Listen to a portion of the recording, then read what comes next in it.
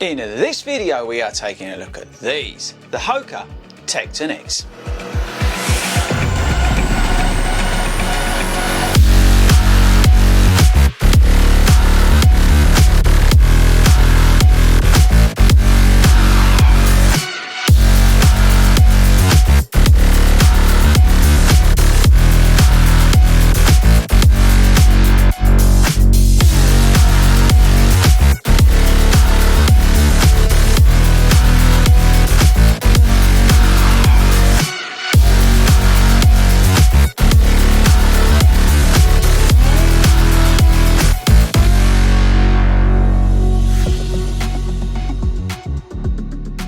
What is up everybody, and welcome along to 40 Runs. How are we all doing, people? Are you a trail runner, or are you like me, a everyday runner who does a bit of everything? Let me know in the comments. I'm a big fan of trail running. If you've not seen the videos we've done on like the trail guide to trail running for beginners and how to pick a trail running shoe, check those videos out. You'll find them somewhere on the channel. We've got like millions of videos now. But anyway, so trail running shoes. Now I wouldn't say, and just a bit of a spoiler alert, I'm not an authority on trail running shoes. And when it comes to trail running shoes, I look for something that I can use for most kind of terrain. So I'm looking for sort of road to trail, I'm looking for gravelly paths, even like, as I said before in some of these videos, you know, trail shoes that can work for me down the canal towpaths when they're a little bit lumpy and bumpy in places. There's some elements where we go here in Hertfordshire where it is quite lumpy and bumpy. I like a trail shoe that I can use in the forests up at Broxbourne Woods. I like a trail shoe that I can run up a mountain in and all that kind of stuff. But at the same time, I don't need anything too technical. I don't need anything like crazy in terms of like massive lugs or anything like that. So it's a real blend of a shoe that I require. I'm quite particular in my trail shoes. I don't like anything that's too warm. I don't like anything that's like overly heavy. I like a little bit of cush. So all that kind of stuff goes into the mix, and I try and find a trail shoe that works for me. In the summer, I tend to do more trail work than I do in the winter. And as I usually come out of a marathon training block, I then tend to go up to the trails a little bit more, because in that taper period I like to sort of muck around in the trails and just sort of, yeah, enjoy the fresh air and get out of the sort of monotony of hitting the tarmac every day. So that's a little bit of background on trail shoes, just to give you a bit of a heads up before we get into the review of the Tecton X. And why is that important? Because the Tecton X for me is a shoe that kind of ticks all those boxes. So now I was actually, get ready for this, I was actually going to go for the Speedgoat 5. And if you've not seen the review that we've done the Speedgoat 5, check that out. Toby, or aka Speedgoat, has reviewed the Speedgoat 5. And you're thinking, why is he not reviewing the team? Well, basically the Speedgoat 5 is too narrow for me. Now I've tried about 3 or 4 different sizes, and I've tried 3 different fits, and I cannot get this thing to fit me. And this was the reason why I didn't have it last year when we ran up Snowdon, is because simply the fit just doesn't work for me. So while I was sort of, you know, scrolling around on my phone during TV, I saw these come out, the Tecton X. Now the Tecton X are a slightly wider toe box. Well, it feels a slightly wider toe box. We'll come on to exactly the feel in a minute. And I just saw some of the reviews from people like the Ginger Runner and Kafuzi, and they were talking about slightly a wider toe box. And I thought, you know what, maybe that's something for me. So we ordered them in, we're running in them, and I wanted to let you know what I think. So, Tecton X, what is it? So, it is a carbon plated trail shoe. This is the first carbon plate trail shoe from Hoka. It's a little bit different because the way they've done the carbon plate. So usually with these carbon plates, they tend to stick them, a big carbon plate in the shoe, and it goes like, I'm doing my hands, I've got a shoe here, but like the length of the shoe, or they maybe put it in the toe box, or like if you're Adidas, they do like the energy rods. Carbon plates, they tend to be different materials as well. Some of them move away from carbon and go for a Pebax based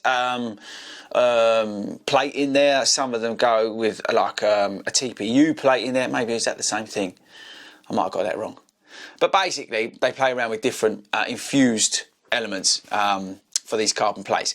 What Hoka have done here they've created what they call suspension system, and they've put 2 carbon plates in, two that are run parallel down the shoe, So that creates the snap, but you don't get some of the sort of overwhelming feeling of the carbon plate that you do in some of those racing shoes on the road, where you can really feel the rigidity of the plate. By having the suspension thing, whatever they've called it, you've got some adjustment that can be made in the shoe depending on what you're going, because obviously trails, you're all over the place. So it's a very clever way they've gone about it. I think personally it works, and I'll tell you why in just a sec. But before we do that, let's get into more of the stats and features on the shoe. It's 170 quid, which I appreciate is a lot of money. We've got 4mm drop, we've got a Pro Fly X midsole with the EVA as well, so we've got 2 layers of midsole on the shoe. We've got a jacquard mesh upper, we've got a very, very long lacing system here with like an extra eyelet on there down to like the back, really, really long. It's a bit weird. We've got a semi-gusseted tongue. We've got I would say not the most rigid heel area, but it's enough and it is very comfortable. What else? Oh, Vibram Light outsole. So we've got, I think, I'm going to get this wrong, but I think they're 4mm lugs on this, right? No, that is definitely wrong. I'm getting confused with the New Balance as well. But the lugs are separated apart. If you look at them, actually I'll put the picture up compared to the Hoka. You'll see the difference between the Vibram Light and the Vibram on the Hoka Speedgoat, which I've got here, the Mega Grip. But you'll see the difference on the two in terms of the lugs. And the coverage as well. If you look on the Speedgoat, see the coverage difference? I don't know, it's going to come out. Camera's probably not going to zoom because my face is still in it. I've got this eye tracker thing on the camera today, but you see that? I don't know if that's helpful at all. So you can see the difference in terms of the coverage. What else in the shoe? No, I think that's it. Oh, let's do the weight, because the biggest, I think, plus about this shoe is its weight. Now, this is a UK 9.5, 9.4 ounces.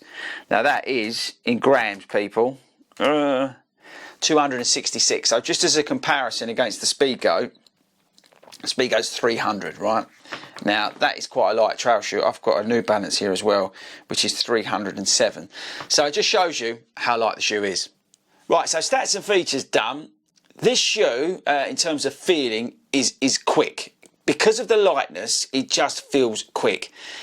I've really, really enjoyed it down the canal toe parts. I've really enjoyed it on the sort of shorter, quicker runs that I've been doing, because I can now get into some of the routes that I've not been able to do in the winter because it is literally too wet in there.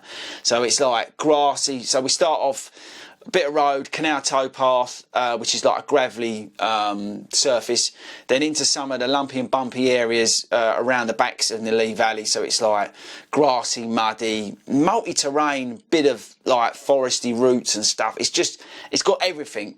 It's not rocky or anything like that, but you can just go through it quick, and it's a real feeling of speed that I get off the shoe. I did a 5 mile progressive run on a club session, and I was going along at like 7-minute miles. I think at one point I was below that. I was like 6:45, 6:50 in this shoe, and it felt effortless, right?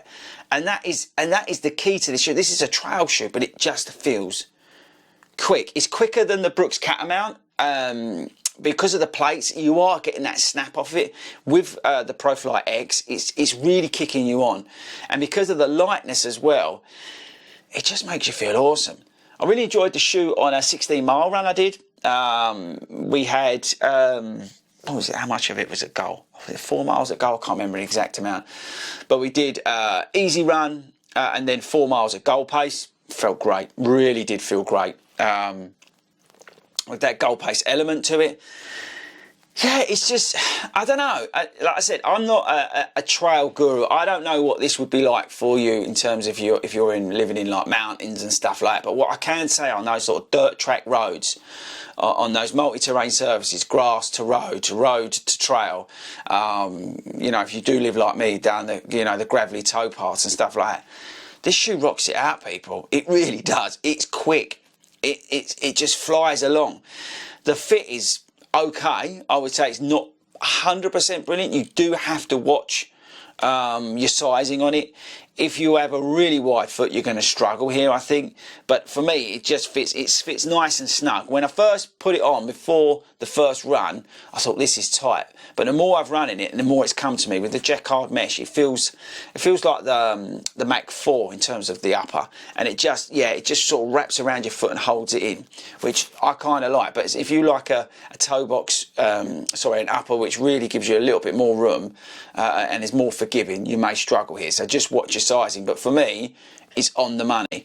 The tongue and the whole setup with the lacing, there's plenty of breathability coming through the shoe. And I think if I go up to the trails in the summer when we've got the rivers going through and then we're running through the rivers, the drainage in this is going to be wicked, because you've got all this around here, so the water's just going to come straight out of it.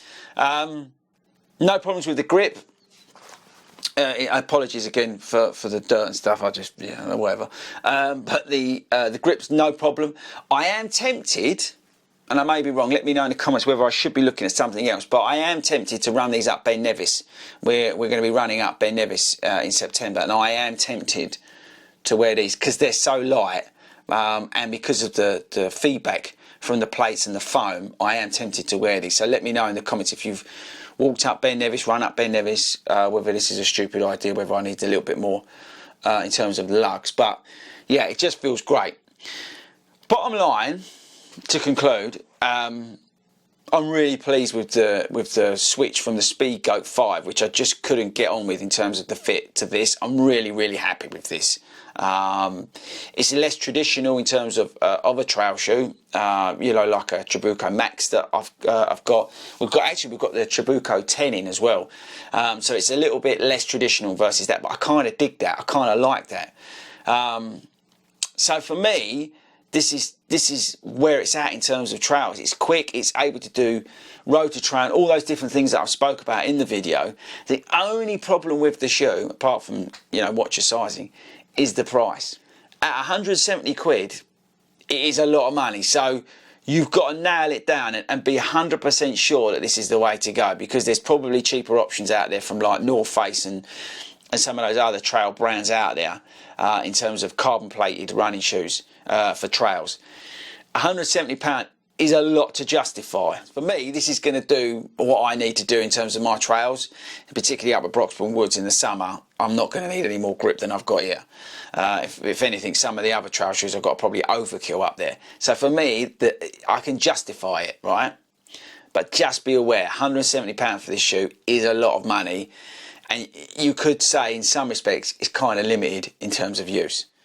So that's it. There you go. I really like it. I really do. I know I get excited on shoes. I know I do, right? But I really like it. It's just fun.